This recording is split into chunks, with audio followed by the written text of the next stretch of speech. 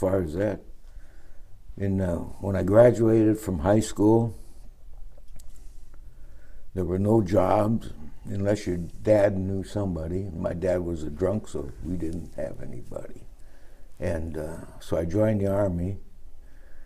They said I could be something, they'd teach me something, so I wanted to be a helicopter mechanic.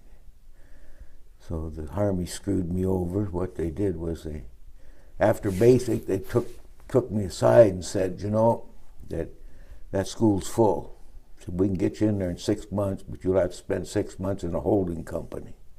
And if you've ever been in a holding company, you don't like it. It's no good. So they gave me something else, a supply handler, which is an idiot course. I got out of that, and then I went to a quartermaster demonstration battalion in Fort Lee, Virginia. I started out as a company clerk, and every day the first thing I did, I wrote up a transfer. So they kicked me out of there and made me a truck driver.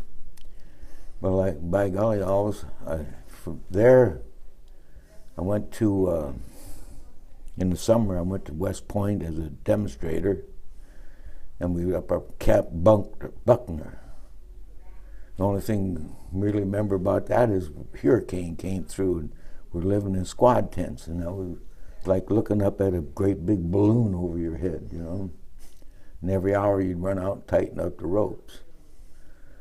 When I got back from West Point, by golly, my transfer came through, and they shipped me to Europe.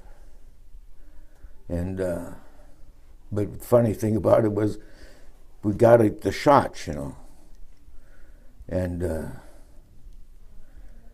they said the way they'd written it down was, I can't remember. They thought, well, you're going to the Far East, so they gave me shots to the Far East. But actually, I was going to an Air Force base in Europe, and I was in the Army.